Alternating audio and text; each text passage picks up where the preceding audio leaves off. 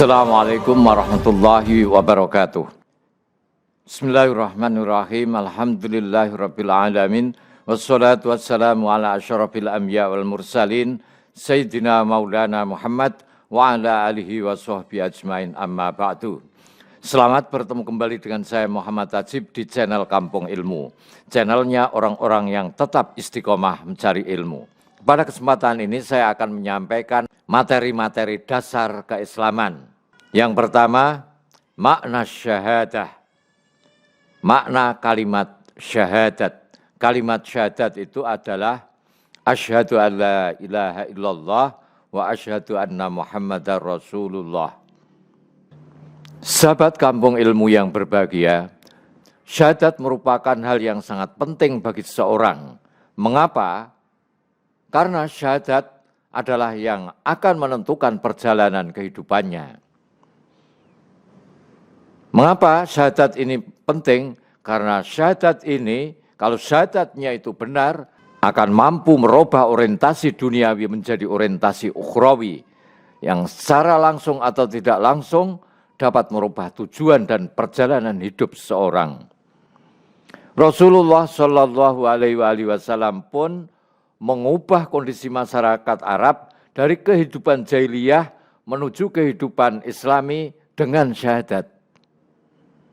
Jadi dahsyat sekali syahadat itu, bisa merubah kondisi suatu bangsa. Syahadat membawa perubahan mendasar dalam jiwa setiap insan.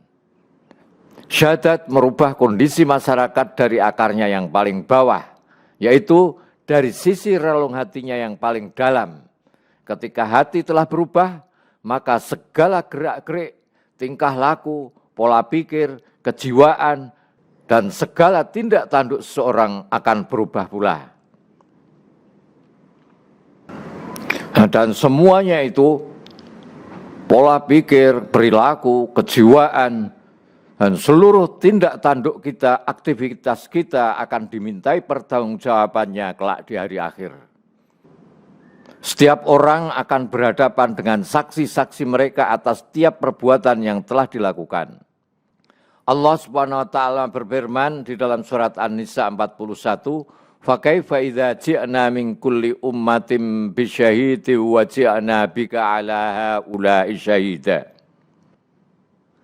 Bagaimanakah keadaan manusia kelak pada hari kiamat jika kami mendatangkan seorang saksi atau rasul dari setiap umat dan kami mendatangkan engkau Nabi Muhammad sebagai saksi atas mereka. Ayat ini menggambarkan bagaimana keadaan manusia di akhirat kelak.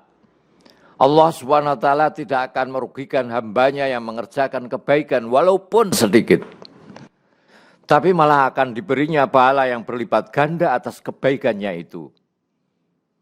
Allah Subhanahu wa taala juga menggambarkan keadaan manusia nanti kalau mereka berhadapan dengan saksi-saksi mereka.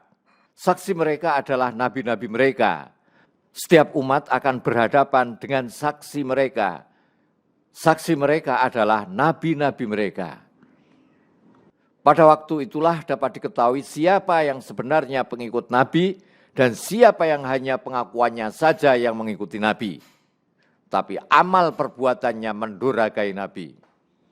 Maka siapa yang telah disaksikan oleh Nabinya bahwa dia sungguh-sungguh telah mengikuti ajaran Rasul, maka orang itu termasuk orang yang beruntung. Maka siapa yang telah disaksikan oleh Nabinya bahwa dia sungguh-sungguh telah mengikuti ajaran Rasul, maka orang itu termasuk orang yang beruntung. Jika nabinya berlepas diri dari mereka karena amal perbuatannya dan kepercayaannya tidak sesuai dengan yang diajarkan Rasul, maka mereka termasuk orang-orang yang merugi. Dan Nabi Muhammad Shallallahu Alaihi Wasallam akan menjadi saksi bagi umat Islam nanti dan bagi seluruh manusia.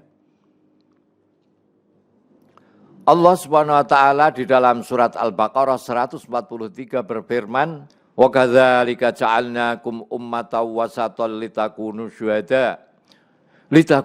syuhada 'alan nas wa yakunar rasulu 'alaikum syahida." Demikian pula kami telah menjadikan kamu umat Islam, sebagai umat pertengahan, agar kamu menjadi saksi atas perbuatan manusia, dan agar Rasul, yaitu Nabi Muhammad, menjadi saksi atas perbuatan kamu. Yang dimaksudkan ummatan wasaton, yang artinya umat pertengahan, ini berarti umat pilihan, umat terbaik, umat yang adil dan seimbang, baik dalam keyakinan, pikiran, sikap, maupun perilaku. Sahabat kampung ilmu yang berbahagia, Nabi Muhammad SAW pernah mencucurkan air mata ketika mendengarkan ayat ini dibacakan oleh sahabat kepadanya. Beliau memikirkan bagaimana hebatnya suasana pada hari akhirat. Beliau akan melihat dengan jelas siapa pengikut-pengikut beliau yang setia dan benar, dan siapa pula pengikut-pengikut beliau yang pura-pura dan palsu. Sebagaimana diterangkan di dalam hadis Nabi Muhammad SAW, an Ibni Mas'ud qala Rasulullah SAW, Iqra' alayya. Qultu ya Rasulullah, aqra'u alaika wa alaika unzila. Qala inni uhibbu an asma'ahu min ghairi. Faqara'tu suratan nisa hatta ataitu ila hadhil ayah. Fa kaifa idza ji'na min kulli ummatin bi syahidin al ayah. Faqala hasbukal ayah. Fa idzan ainahu tadruban. Dari Ibnu Mas'ud radhiyallahu an, dia berkata, Rasulullah Shallallahu Alaihi Wasallam telah berkata kepada saya, tolong bacakan kepada saya Al-Quran itu. Lalu saya menjawab, ya Rasulullah, akukah yang akan membacakan Al-Quran kepada engkau? Padahal Al-Quran itu diturunkan kepada engkau.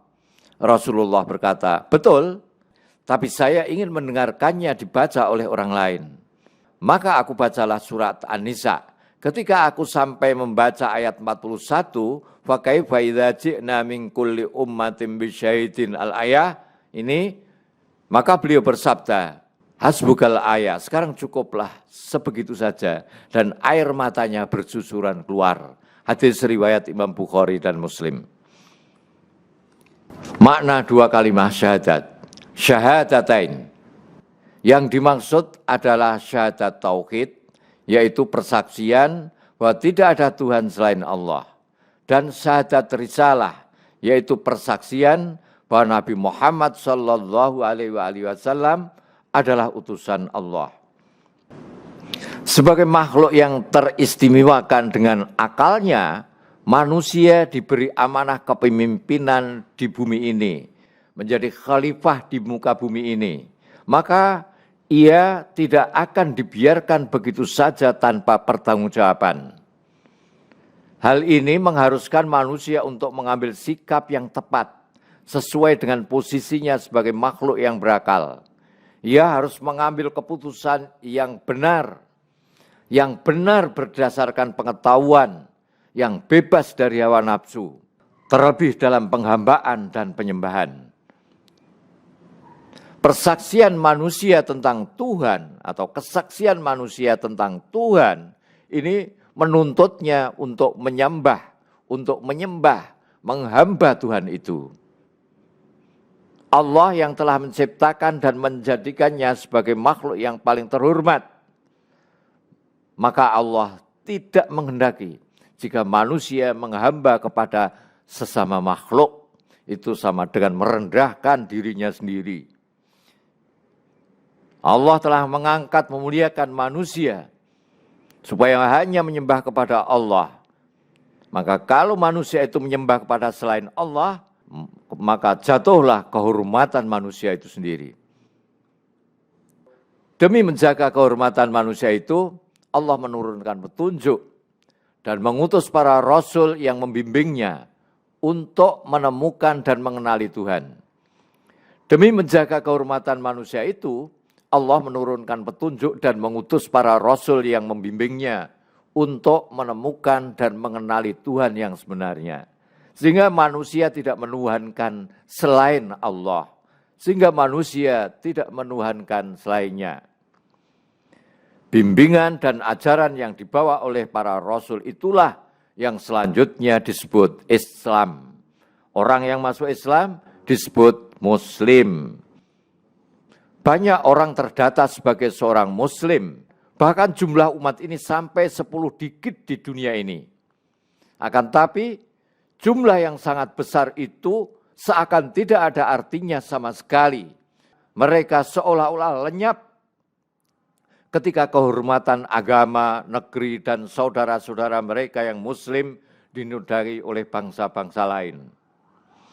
Ketika Al-Quran dibakar, Nabi Muhammad dijadikan bahan ejekan, ketika ajaran Islam dilecehkan, ketika umat Islam diusir dari negerinya, dirampas hak-haknya, mereka yang mengaku umat Islam seolah-olah tidak peduli, tidak mau membela, dan tidak memberikan respon yang memadai. Semangat juang yang pernah dikobarkan oleh generasi syahadat pertama yang dengan syahadatainnya telah menorehkan tinta emas umat manusia yang soleh, telah menjadi catatan sejarah seolah telah hilang.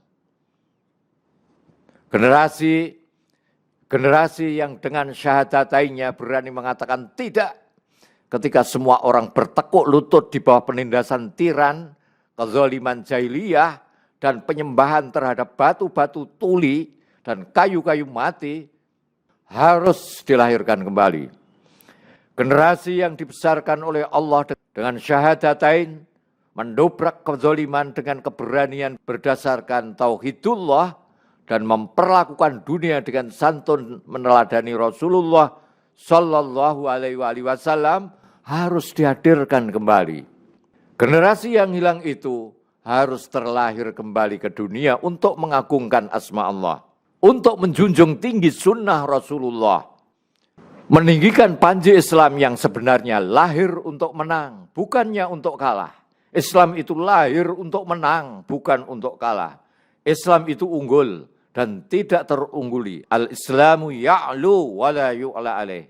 Mereka harus merebut kembali kehormatan manusia yang terkoyak oleh togut-togut durjana. Mereka adalah generasi syahadatain. Mereka adalah generasi syahadatain.